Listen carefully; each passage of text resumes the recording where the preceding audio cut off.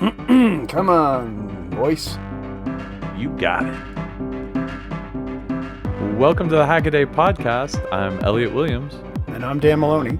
This is episode 219. We'll be talking lots of lasers, heaps of ham radio, and breaching the blood-brain barrier.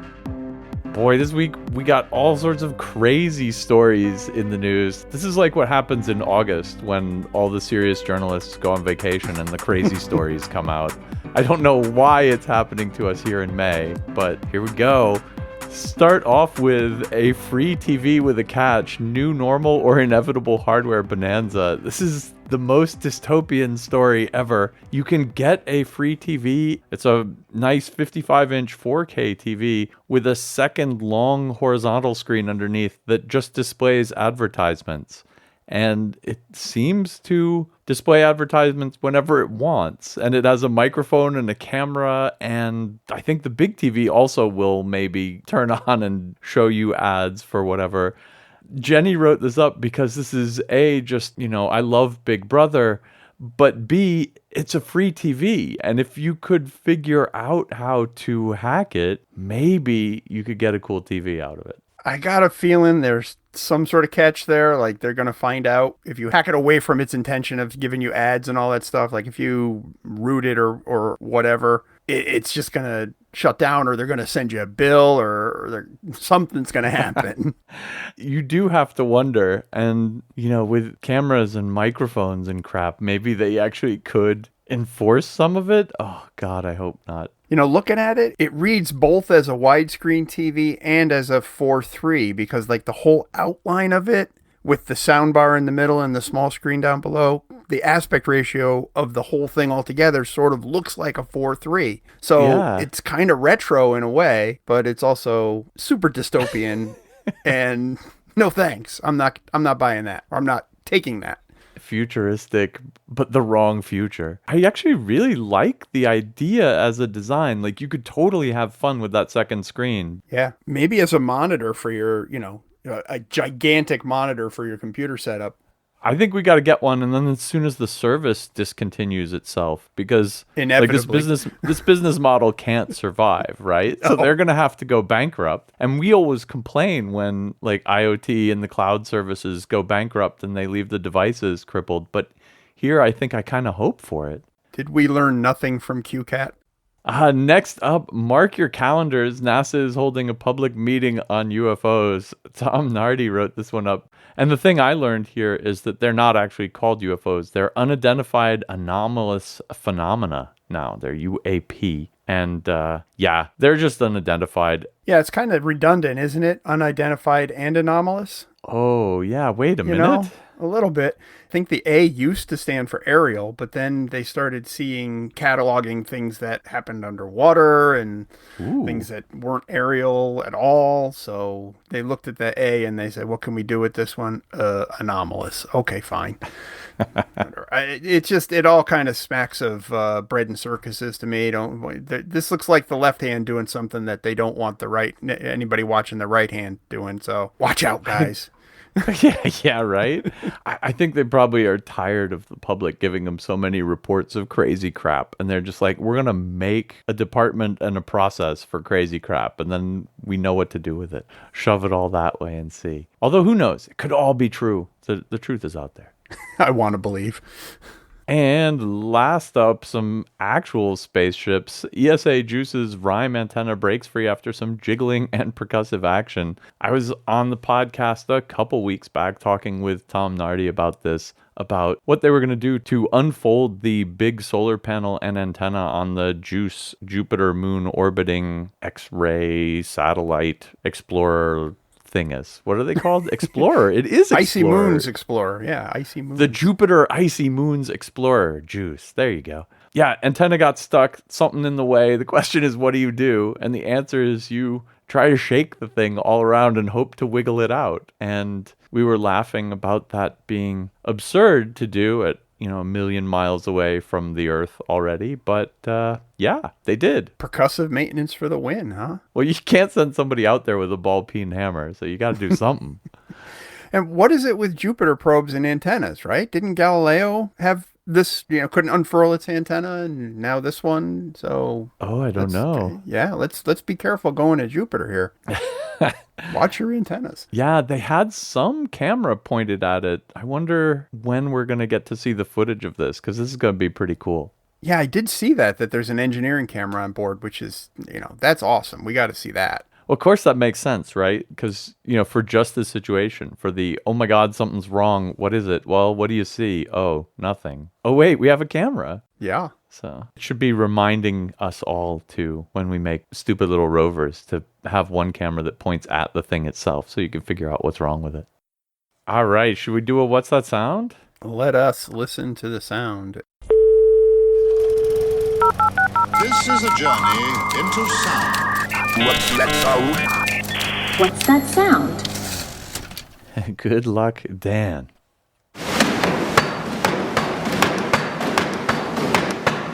Well, talk about percussive maintenance. Someone's doing some banging in that one. It sounds like a... Exactly. Really? Precisely. Absolutely exactly. Good job. Lucky me. Yoo-hoo. If you can guess what this sound is, head on over to hagaday.com/podcast. Write down your handle and your best guess, and we'll take the right answers and pick one lucky winner out to receive a Hagaday podcast t-shirt. Do I get a t-shirt? Yes. Hagaday employees and their relatives. 90% of my everyday wardrobe is either Hackaday or Supply Frame t-shirts, so I got to keep up. They wear out, they get washed and they wear out. Need new ones. I've donated all of my SuperCon sweatshirts to my wife, and she was wearing hers today. Donated, quote, right? Yeah, well, there's a strong request put out when I go to the States to bring her back a sweatshirt, so I end up picking one up for her instead. Take one for the team. If it isn't percussive maintenance, it's space talk. My first hack this week is Artemis 2 will phone home from the moon using laser beams. Written by Joseph Long. I guess the hack here is by NASA. It's a pretty serious hack. He's actually talking here about the Orion Artemis 2 optical communications system, which is O2O, but kind of more broadly about all of the laser space communication stuff. And this is interesting. They have set up previously a demo project, the Laser Communications Relay Demo, which was meant to demonstrate using infrared lasers to send data to and from a ground station on the Earth. LCRD, the Laser Communications Relay, was pretty big. It had 2 high-powered lasers on gimbals, and according to NASA, it's about the size of a standard king mattress. There was also a smaller satellite called T-Bird, Terabyte IR Delivery, and this was the size of a tissue box. And I have no idea what it is with NASA and describing everything by random household objects. It must be something in their style guide that says you can't describe how big this is in feet or meters or some normal measure of distance. You have to describe it. Tissue boxes. I love that. Anyway, what surprises me about this whole thing is that IR lasers penetrate through clouds well enough that they're actually able to get kind of 200 gigabits per second downlink from these. And that's basically the point of too many acronyms.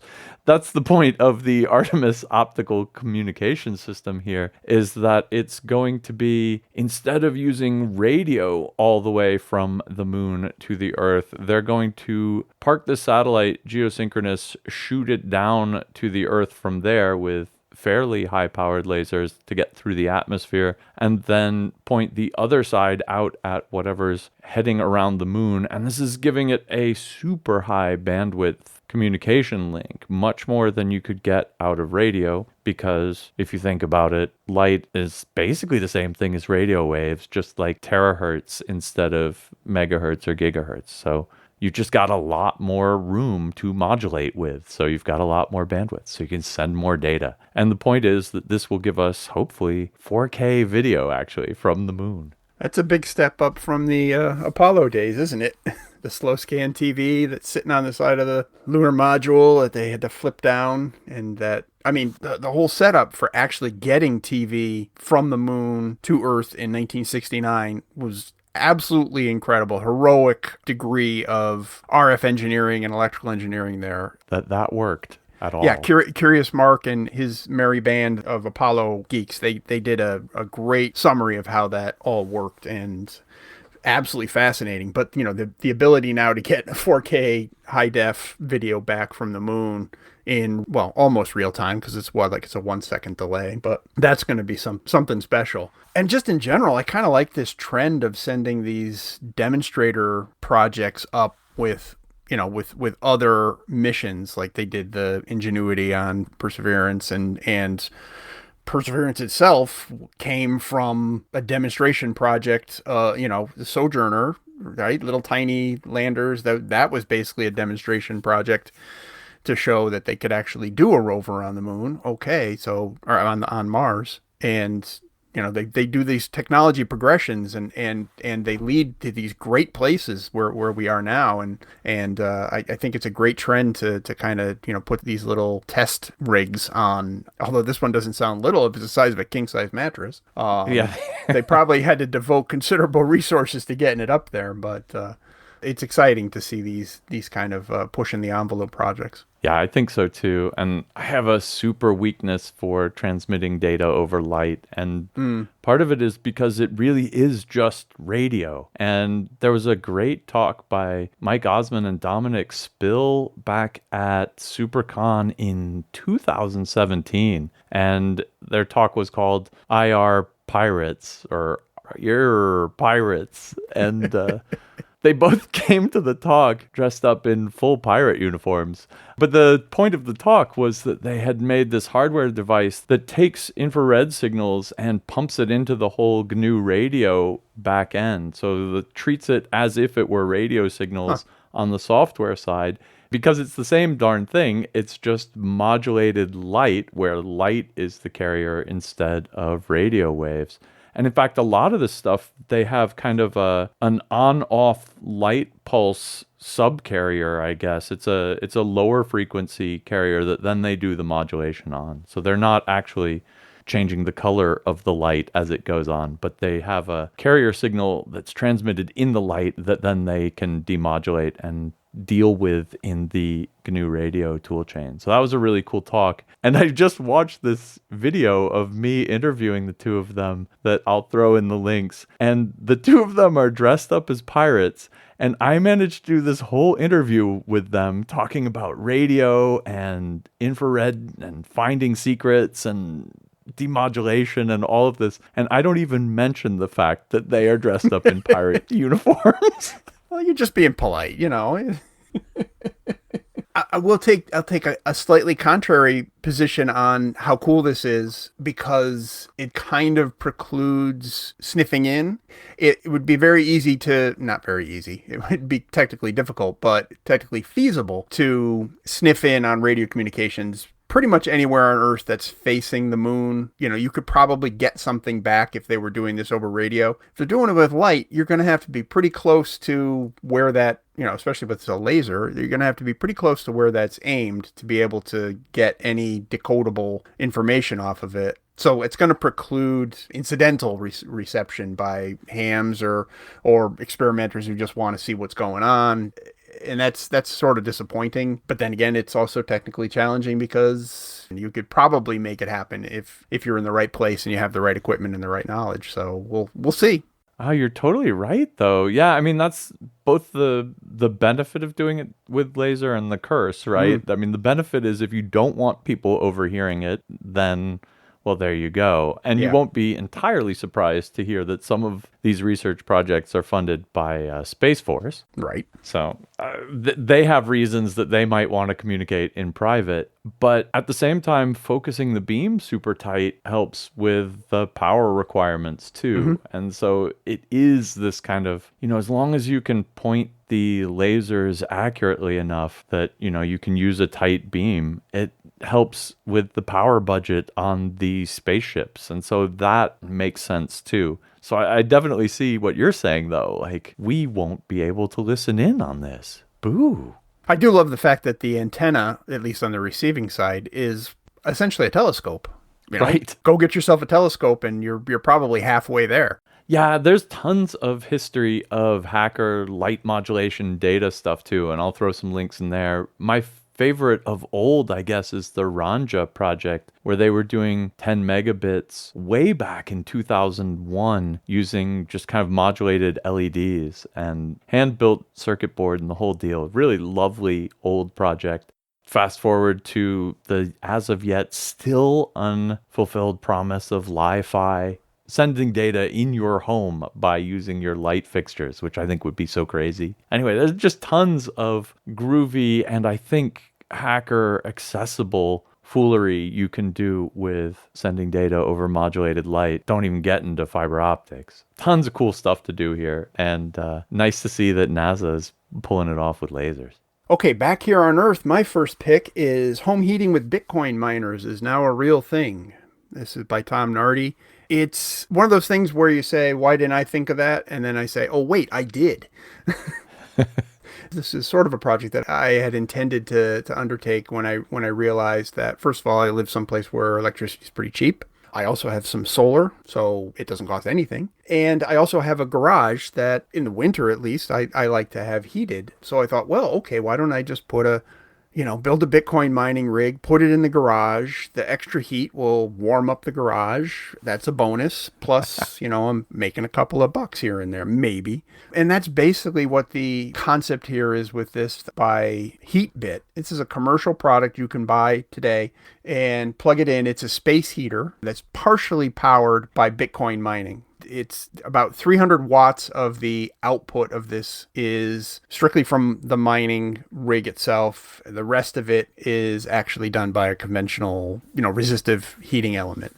Not quite sure why they couldn't just do all of it with mining, but I guess that was just a design decision. Maybe because I don't know, maybe they wanted to make it so that you could not mine, but still heat. You still have that option, I guess. What it basically does is it, instead of taking that waste heat and just wasting it, it turns that into space heat. Anytime you mention Bitcoin, you're going to generate a huge number of comments, and this one's no exception. What I really think would have been, at least for my use case, would have been to use something like this, but have it be water cooled and have the waste heat taken off of the miners and use that to either preheat my the cold water or the intake side of my hot water heater in the garage, or be able to dump that waste heat out when you don't need it. Just dump it to the outside, perhaps. Would have been far more complicated than this. This is basically aiming just to be a plug and play sort of device where you can just get passive income from needing to heat a small room or temper a space. They predict you could make about $22 in Bitcoin if you ran it 24 hours a day for a month. That's going to be a problem in some places where electricity is more expensive than that. It costs you about $35 to run it that long, so you're losing money. But if you live in the right place and you can afford you live in the right place and your electricity is cheap enough, you could actually possibly make some money off of this.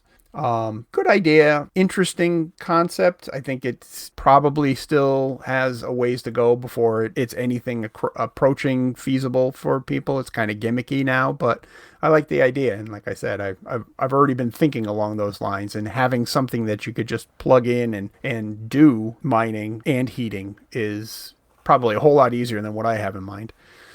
Yeah, I mean, kudos to Tom, though, for running the numbers on this one and showing that they all start with a minus sign. He's not factoring in the energy offset, though. He's saying you're losing money by running this thing, which you are dramatically, but he's not factoring in how much you're heating your house. So, Tom's negative $12 per month is, some of that is going to heat, although I do think it's telling that they're running a traditional heater and a Bitcoin miner in the same box, because like if you tried to heat your garage with Bitcoin miners, you'd need so many of them that the upfront cost would be outrageously large. But, at least then you'd stand a better chance of, at least getting some money over the energy cost out of it. Whereas this one, they're like, people are going to need at least 1,000 watts of heat. How are we going to provide it? And they're like, well, we can buy, $50,000 worth of ASICs, or we can add in some thermal wire at the very low cost of nothing and throw that on to the Bitcoin miner. Yeah, I think there was some discussion in this about how reviewers were complaining that this used a previous generation ASIC, so you're already behind the 8 ball compared to everybody else who's using the most recent ASICs in terms of mining. But I think that sort of misses the point a little bit. This isn't supposed to be a high-end mining rig. This is kind of a gimmicky space heater that also stands the chance of offsetting some of its costs to use it. And I think that's, if it costs $35 to run it and you're making $22, it's really costing you what, $12 a month rather than $35. So okay, that's something.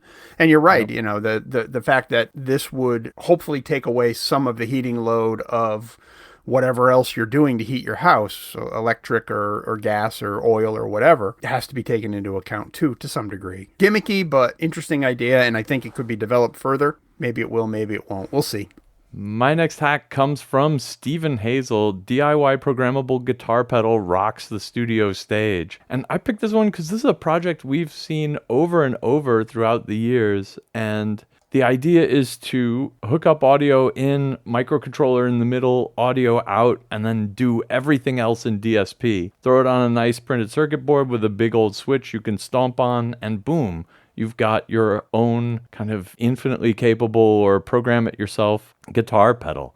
I think that's awesome, and it's a fantastic way to learn DSP stuff. And, honestly, what got me into electronics in the very beginning was Electronic Projects for Musicians, Anderton's book, I think. Anyway, I started out making effects pedals and goofy things like that, and that's how I learned anything about electronics as a kid. So it's good to see this tradition continuing into the programmable era. I also just like watching how these kind of projects on Hackaday have evolved, starting with I picked one for the links here, 2013, an open source Arduino guitar pedal that does all the sampling with, an old school AT Mega Arduino. And so it's going to be super lo-fi in addition. And then somewhere around 2017, people realized, hey, you could do this with a Raspberry Pi. That's got plenty of power. And so they put a Raspberry Pi in there instead of the Arduino.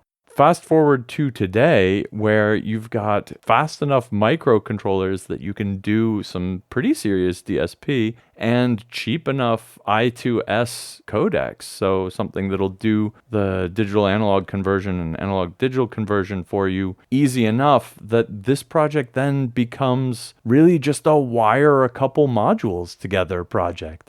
And I love that because A, it's probably a lot cleaner sounding than these have ever been in the past. And B, the hardware is all done for you. The codec takes care of the DAC and the ADC, and all you've got to do is talk data to it. So it really turns it into a programming exercise, which is kind of the point of these, do-it-yourself DSP stomp boxes anyway. So congrats to Steven for putting together what looks like a nice PCB that really all it does is connect up these couple modules, but puts them all together in a nice project, makes it really simple to build. And if you want to play around with digital audio or making your own effects pedals or the software is all there for you, the hardware is a piece of cake to build, boom, get to it. I don't have a musical bone in my body, but I did have a lot of friends who played guitar, and so growing up, I had this background. They'd have the electric guitar, they'd have the amps, they'd have the stomp boxes, and for some reason, what really got me was the engineering of stomp boxes. The fact that, and it's a good name for them too, because you're really wailing on them with your foot. Sometimes you get a little out of hand. These things have to be built to take that kind of abuse. That's what got me about electronic music. This is obviously not that. This is not in a heavy-duty aluminum, die-cast aluminum case. It doesn't have the knobs with the rubber rings around it so that the knobs don't get smushed. It does have the heavy-duty stomp switches. Still, I always liked that engineering, and that was one of the things that got me started in electronics too. was looking at things like this and saying, boy, that's cool. I'd like to be able to build something like that someday. As far as the effects go, I was always impressed with the ability to do this completely analog. Whatever the effect was, it was going to be distortion or fuzz and I didn't know what the difference between those two was at the time. I still don't. They still kind of all sound the same to me. But, flangers and phasers and wah-wahs and all that stuff. How all of that worked with really just a few transistors, some capacitors, switches to turn it on and off, and a couple potentiometers to control it. That was really cool too. And basically, a lot of these things end up being just filters, like low pass filters, high pass filters, sure, stuff like that. And you can learn a lot from analyzing these effects devices when they were all analog. I appreciate this one because it does bring in the DSP, ups the tech a little bit and gives you way more options in a single box. But there's something really cool about the old school, a line of stomp boxes that just kind of daisy chain together, and you could do something on this stomp and on this stomp, and it's almost like having a separate instrument that you play with your feet. And I thought I always thought that was kind of cool too. Yeah, but these chips are cheap enough these days. You could still do that. You could still have your lineup of stomp boxes, each one permanently programmed to be, distortion or delay or chorus or whatever, right? Anyway, I just think it's lovely, and what a great time to be a nerdy musician, because this stuff has become just so accessible. And gotta say, the Teensy audio library has been the backbone of this and a whole bunch of other projects. Paul Stoffrigan is responsible for that, and cool stuff. I can't imagine how many audio projects that library has launched. So good on him. Okay, next up for me, laser projector built from an old hard drive. This is one that I was going to grab, but Brian Cockfield got it first. This is by Ben Makes Everything, and I thought this was a really clever idea for a persistence of vision project that's not quite the same as your average persistence of vision project. Taking an old hard drive, removing the platters, so just using the motors, he built a cylinder, a multi-sided cylinder. I think it had 12 mirrors on it. And each one of those faces is canted a little bit from the vertical so that a laser beam shining on that face as it rotates past will project a line. The next one will project a line slightly lower than the first line. The next one slightly lower than that line. So basically you get 12 surfaces that will raster across the projection area. By knowing where the drum is at any given time and controlling the laser that's shining on them, you can project full line width, or you can project a partial line width, and then you can build up characters from that as you go. And the characters that this thing projects kind of look like old phosphor monitor raster scan text and a terminal. So it's got a good look to it. Ben had to go through a lot of iterations to get to this final design. It was a process to come up with this. His goal was to be able to project highly visible text 40 or 50 feet away. The first version of this didn't even come close. It just was using a little, basically a laser pointer module that just wasn't visible very far. The 3D printed drum was, off axis. The lasers were kind of going every which way. Getting it synchronized was a task.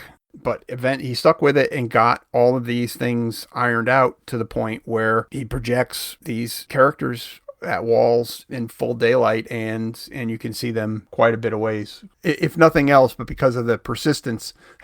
It's a persistence of vision project that took a lot of persistence to make actually happen. Boo. Yeah, well.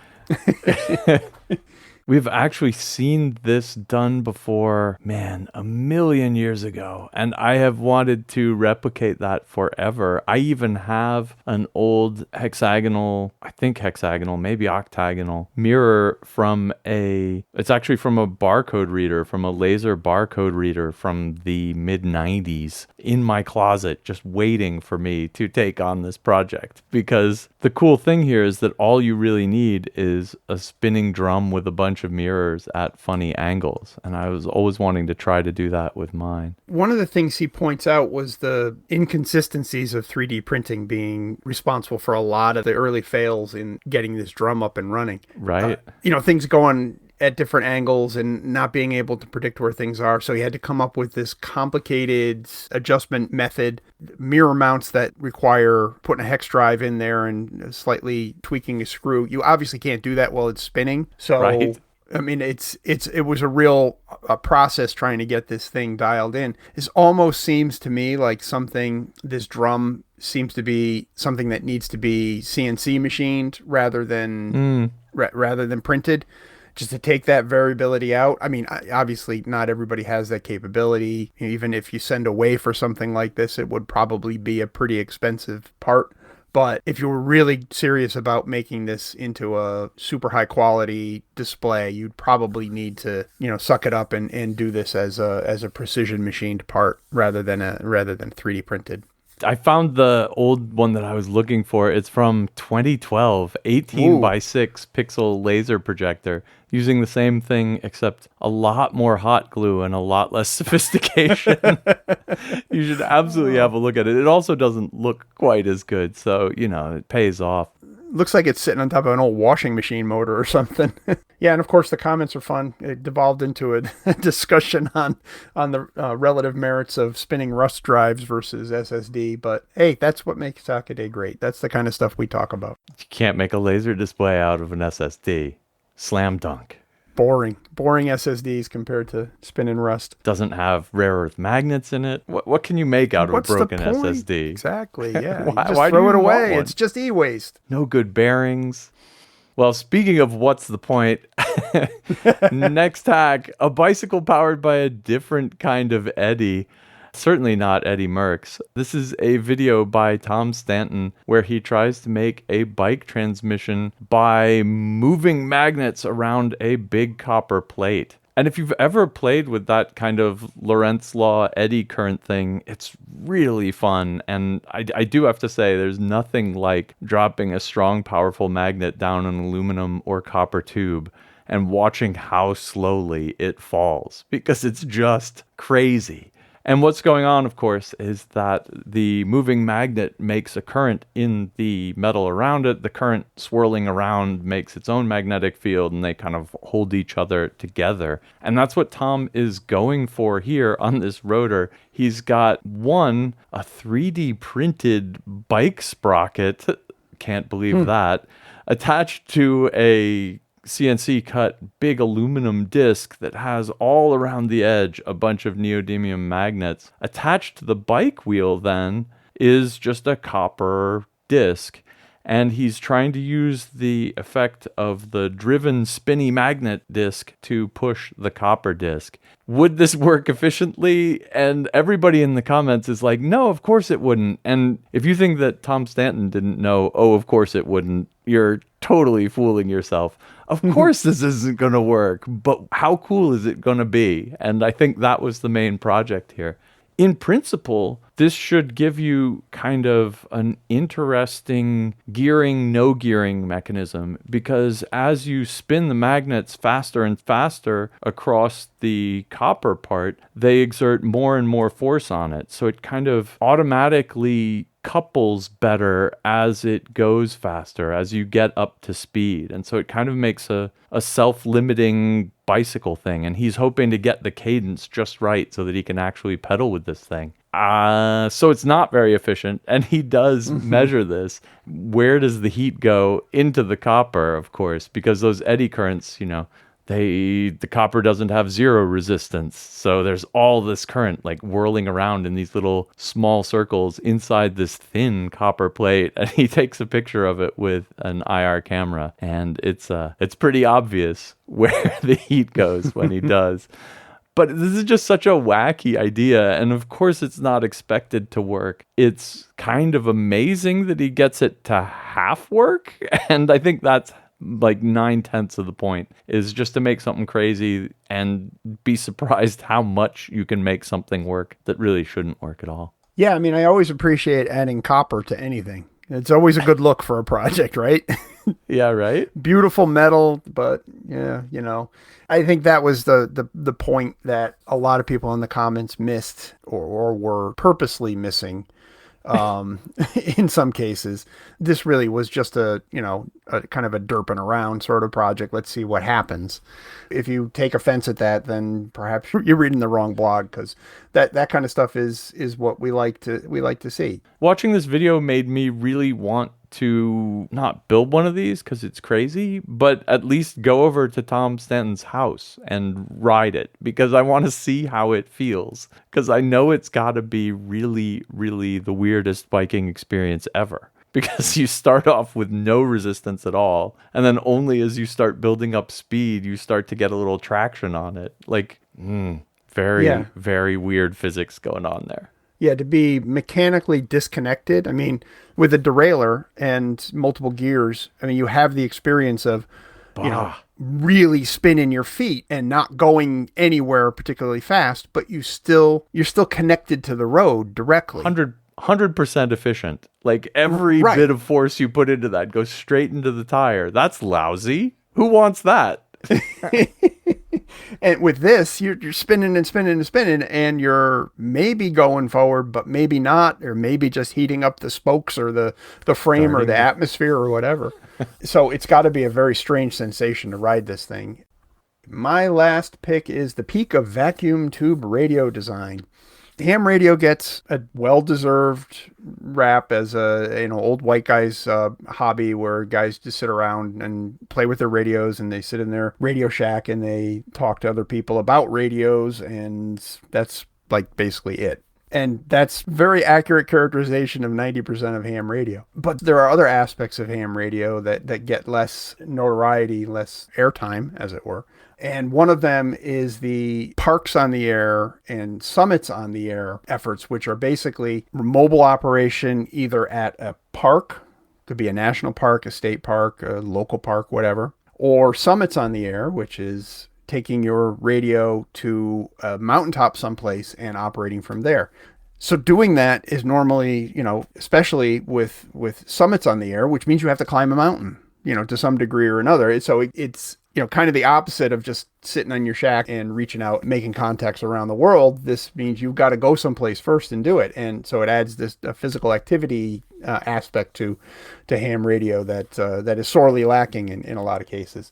What's not typical of Summits on the Air is taking a tube radio with you up the summit. And that's what Dan, who is AI6XG, has done here by creating a tube transmitter radio, kind of a hybrid radio, transmitter and receiver, and making that portable enough to take up onto summits with him for SOTA activations. The typical picture of a vacuum tube radio is the classic kind of boat anchor, something that has a couple of dozen tubes, a gigantic transformer, high voltage for the plates, big steel chassis for everything, point-to-point wiring underneath these old radios that the hams used in the 60s and the 50s and the 60s. Obviously, you're not doing that with a SOTA activation unless you've got a donkey or a mule or something to take your gear up the mountain with you. Which I'm fully in favor of. If you want to do that, I'd love to see a SOTA activation like that. This needs to be a little bit smaller though if you're gonna pack this up. Hats off to Dan for doing a lot of good work figuring out how to make this actually portable. He started with a single tube transmitter design from the 60s or so. It would have been powered by household current, had a big transformer, jacked up 120 volts to 250 or so for the plates. Had to figure out how to do that part of it. That's obviously going to be a switch mode power supply, a DC to DC converter to jack the 12 volts up that he can reasonably carry, batteries up with him, and jack that up to 250 volts. That's always a challenge with ham radios. Switch mode power supplies are kind of the bane of the ham, whether you're powering your gear with them or it's a switch mode power supply in a house, a block away, could be generating enough RF noise to make things unusable. So that's a challenge he had to overcome. Managed to build the transmitter, the single tube transmitter on the receiver side. He went completely different. It's all surface mount electronics. It's all modern electronics on the receive side. So this is sort of a hybrid setup. It's kind of interesting because he's actually used technologies from every decade from the 40s on. The actual miniature tubes from the 40s, the 50s are represented, 60s, 70s, 80s, 90s, all the way through to, modern stuff like surface mount components, microcontrollers. And I think that's a good representation of all that technology. I just like this project because it was kind of that blend of technologies all the way from the 40s to today, and took a lot of work to get it to actually work and to get it up to the top of the mountain. Yeah, there's something in this radio to make everyone mad. Like, Yeah. vacuum tube people are like, what? There's all this solid state. And the solid state people are like, he's wasting all this power on vacuum tubes. And at the same time, it has to be small enough that it can fit in what NASA would describe as a cigar box to take up to the mountain with. Their official units. It does look like it's about 20 by 20 centimeters. The size of a cigar box. I think it's actually because they're NASA, they have to say centimeters. They have to use SI units, but their press people say they can't do it because it'll alienate people. I bet you that's why they do it. Probably, yeah. I don't want to hear none of your science talk. It's the size of a king mattress. Well, speaking of ham radio, my first quick hack cornering the antenna market by InPsci guy is an antenna build project that's particularly simple and you should have a look at. If you think about like a parabolic dish antenna and then you think about reducing the number of facets there, you eventually end up with what he's got here, which is 3 pieces of copper clad welded together into kind of a corner reflector with a wire sticking up the middle as the antenna. The trick is to tune it, but then you get a kind of simple low poly reflector dish out of it that's probably pretty good for a lot of directional connections. Next up, this $12 CNC rotary axis will make your head spin. Legolore has added a 4th axis to a CNC machine he's got. What I thought was really neat about this project was the script he uses to take a kind of cylindrical model like a chess piece or something in Blender and kind of unroll it and turn it into a shape that you could then feed to your CNC machine if one of the axes, instead of moving linearly, was turning the workpiece. And last up, 2-stage refrigerator is chill. These are 2 videos by Hyperspace Pirate, who is continuing to make what's going to be I think he's probably trying to make liquid nitrogen or something. And he's getting closer and closer. If you want to know about high caliber cryogenics, you should have a look at this video series. He's not done yet, so keep an eye on it. Too much detail to talk about here. Okay, my first pick for quick hacks is O-Scope advert from 1987 Roxit. I don't know how I ever missed this one. This is a classic bit of infomercial, I guess, from 1987 and Tektronix. I don't know where they would have played this video, but they really had a specific audience in mind for sure. There's all kinds of neat details about their small modular oscilloscopes, and they sort of put it to a rockin' beat and really made it into this sort of low quality video, but it must have sold some oscilloscopes because we're still here today. Fun fact, Tektronix oscilloscopes from this period did make it into the popular consciousness in a way on the set of the original Battlestar Galactica TV series. They used these all over the bridge. Huh. Yeah. Next up, tiny Bitcoin miner plays the lottery. Yeah, we're talking about Bitcoin again. And yeah, the comments went as pretty much as you expect them to go. Basically, this is a Raspberry Pi connected to a module that's specifically intended to do the hashing algorithm and solve the complex equations that you need to do to actually mine. Is it seriously going to earn money? Probably not. It's operating in lottery mode, which means basically all or nothing. It's not contributing to a pool, but rather trying to hit the jackpot and earn an entire Bitcoin in rather than having to share it. People play the lottery and win it, so this maybe will win the lottery for Data Slayer at some point. And last up, zippy plastic welding. This caught my eye because I actually have a bumper cover that needs repair right now. The whole process that the maker goes through here, doing a plastic repair on a bumper cover, is pretty interesting to me. Not exactly sure this is plastic welding. This is probably more like plastic gluing, but basically the approach is to take zip ties, jam them into a hot glue gun, and use the extruded nylon to make the repair. There's a lot of prep work that went before that too, which I think was more or less the interesting part of this video and something I'm going to be paying attention to when I pull this bumper cover up and see if I can repair it.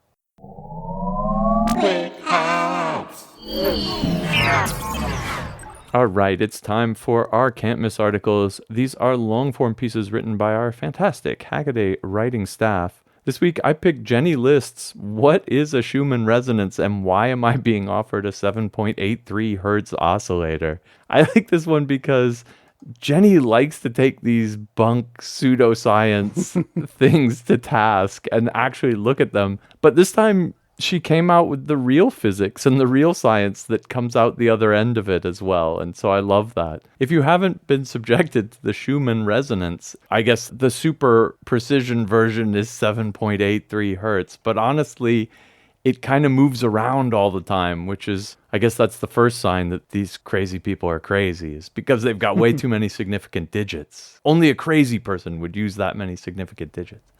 It's this kind of 8 hertz harmonic frequency that you get if you pinged something in the Earth's atmosphere and it bounced up off the ionosphere and back off the Earth and back up the ionosphere and it made it all the way around the Earth again. It would kind of resonate at 8 hertz and then these other harmonics thereof, and those are the resonances in question. Jenny stumbled into this because a bunch of new agey people are making electronic devices purportedly to, resonate at 7.83 hertz and with a tiny, tiny little electric, maybe magnetic field that certainly stimulates your brain waves and synchronizes your something and makes your hi-fi sound better and deionizes your, I don't even know what you need deionized.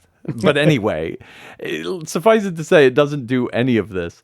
But this did prompt me and Jenny to both go looking into the Schumann resonances. And it's really interesting because as the ionosphere gets kind of varyingly ionized, and as you get more or less water in there, the speed of light and the speed of radio waves through the Earth's atmosphere changes. And so you can actually look at the changes in the Schumann resonance and learn things about the planet Earth from it. And that's why actual literal scientists are listening to these super extra low frequency electric waves bouncing around the Earth. It probably tells us something about the Earth's bulk temperature. You can see it go up and down over the daytime, and that's when the sun is warming up different parts of the planet. So, when the sun's over the ocean, it doesn't warm it as well as when it's over land. And so you get these variations in the speed of light through the Earth's atmosphere at those times as like more of the land is heated up or more of the oceans. And you can watch this go. I don't know. There's all sorts of science on Schumann resonances. It's a real thing, but it probably wanders around, within a day from 7.5 to 8 and a bit hertz. So any resonator that resonates at just one frequency is probably more likely to throw your chakras off than to align them. Ouch, my chakras are misaligned. Can you imagine the Earth, like the Schumann resonance varies. It wanders across the day. Can you imagine what it would do to your bioresonances if you subjected them to a constant resonance? My God. The humanity. It's a fine line, isn't it? I mean, there are obviously things that we don't understand about the electromagnetic field of the Earth. I mean, there's tons of stuff we don't understand. About everything. Yeah, about everything. When we scratch the surface a little bit and reveal something, there's a natural tendency for people to take it like too far and sort of say, well, if that's true, then this must be true as well. And you're kind of taking it to the point where, this is the force, this is the field that binds us together and holds the universe together. That's basically what they're saying. Is it true that there's this field or these resonances? Yeah, that makes sense. There's a lot of stuff that goes on at low frequencies that we just don't know about. Even if you go up a couple of 100 hertz, or I guess more than that, a couple of 1,000 hertz, and you get that ELF stuff that goes on, and this super low frequency stuff and the extremely low frequency stuff that goes on because of lightning strikes, because of the combination of the Earth's magnetic field and the sun, solar activity and all that stuff. Yeah, all that stuff exists, and but what does it mean to us? Are we evolved in some way that that stuff is necessary for our existence, or is it beneficial in some way? I don't know. We all live here. Absolutely everyone has lived and died within 100 miles of the surface of the Earth. Once we get out of that field, maybe we'll find out that there's something like, oops, we shouldn't have left. We haven't done the experiment yet, like you said. So, like Jenny, I think I'm totally fascinated by the kind of very low frequency, and this, I don't know what the heck is 8 hertz, extremely low frequency. We're going to have to make up, more adjectives to get our radios to tune down that low, because that is nowhere. I mean, what's that wavelength? I mean, is that that the circumference of the Earth wavelength? Yeah, I think that's right. Right. I think it's the circumference of the Earth. Yeah, at some altitude as well, right? At the half the distance between here and the ionosphere. It's a long antenna. I'm trying to think of what the antennas for this must look like. They must just be it's just an electric field detector, and you just watch for these really slow vibrations in a point electric field wherever you are. How bizarre. Not much bandwidth at 8 hertz. Yeah, you can't send much, but and it'd probably have to be loud because you're competing with lightning and stuff. What was really fun about this also was that I guess it was a theoretical idea first in 1952, Winfried Otto Schumann. And he figured it was going to be about 10 hertz just from looking at the diameter of the Earth. And of course, being a mathematician, he totally forgot about the speed of light being slowed down by the medium that it transmits through. So when they finally got around to measuring it, it's around 8 hertz, like that. But I think it's cool. That's science right there. He was like, hey, what happens if these waves bounce around the Earth? Would you get a resonant frequency there? And then they go out and measure it, and lo and behold. So that's kind of cool. Good for him for thinking outside the box in 1952. Okay, my pick for Can't Miss this week is microbubbles and ultrasound, getting drugs through the blood-brain barrier. I picked up on this one strictly because of the blood-brain barrier, which is difficult to say for me. The reason that I'm interested in that, I mean, I started my life as a biologist and, earned my money being a biologist. So biological topics always kind of catch my eye. But specifically, the blood-brain barrier has always been very interesting to me because I can clearly remember in a physiology class that I was in college talking about the tight junctions, which are formed basically all over the body. And basically what it is cells that can bind together so strongly at specific points along their cell membranes that they form watertight, liquid-tight barriers, gas-tight barriers in some places. And it's absolutely fascinating to me that we basically have evolved gaskets That's what a tight junction is basically. It's cells that are stitched together with proteins in various configurations to act as barriers to the flow of solutes and solvents and gases and all kinds of things. And that just was absolutely fascinating to me. The degree to which that's taken even further in the blood-brain barrier is kind of mind-blowing. The blood-brain barrier is basically exactly what it sounds like. It's the barrier between the circulatory system and the nervous system that prevents things that shouldn't be crossing that barrier from doing so. So viruses, bacteria, certain kinds of solutes may or may not go across the blood-brain barrier. It's obvious that ethanol crosses the blood-brain barrier. If anybody who's had a couple of drinks and starts feeling a little weird, that's the alcohol doing its thing. So a lot of it depends on the size of the molecule. A lot of it depends on the polarity of the molecule. Some things will get across by active transport, like things that need to get into the brain, like glucose and amino acids. There's active transporters that takes them from the blood side to the brain side. So the barrier is a very dynamic place, and things are getting shuttled across by transporter proteins. Some things are diffusing across naturally. Some things are just getting rejected entirely. Some of the things that we want to get across the blood-brain barrier, and for example, drugs to treat brain tumors, those are very difficult to get across the barrier. There's no specific transporters for them. They don't diffuse naturally because of the integrity of the blood-brain barrier. And treating some kinds of tumors and other conditions is very difficult as a result. The story here is that the blood-brain barrier can be breached with ultrasound, combination of ultrasound and microbubbles, which I found extremely disturbing because there's one thing you're not supposed to have in your bloodstream, it's bubbles. Things I don't want in my brain, bubbles. Yeah.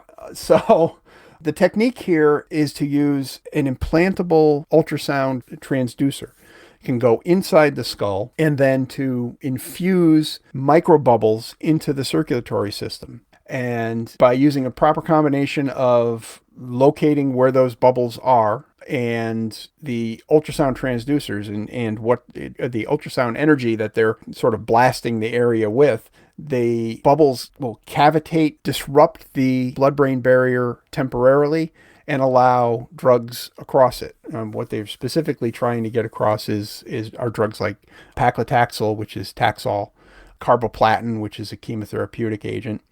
This is being used, or could potentially be used, to treat glioblastomas, which are one of the more aggressive and tragic brain cancers that people come along with, especially young people. And they're kind of tragic. So anything that actually makes progress in figuring out how to manage the blood-brain barrier without completely disrupting it, because it's doing an important job. We absolutely need it. We can't just, take a drug that somehow dissolves the proteins of the blood-brain barrier and makes that barrier leaky to everything. You can't just do that. So this mechanical system is very interesting because apparently an hour after the treatment, which is only like a 4-minute long treatment, right after an hour after that, the barrier has reformed and you're back to business as usual, except that now you have the drug on the other side of the blood-brain barrier doing what it needs to do in the tumor. So very promising.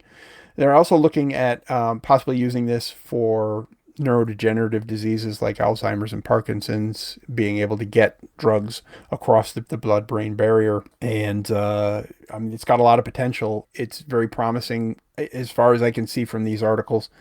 Most of this has been done in mice.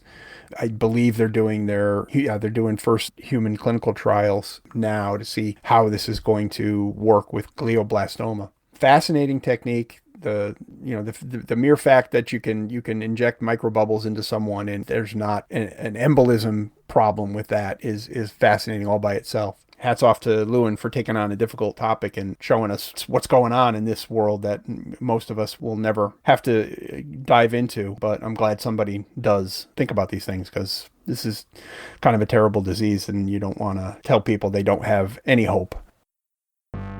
That wraps it up for this week's Hackaday podcast. Thanks very much for listening. If you'd like to follow along with the links, you'll find them at hackaday.com/podcast. If you see anything cool or do anything cool, send us an email, tips@hackaday.com. And until next week, Keep on hacking. let's go. Drop us a line.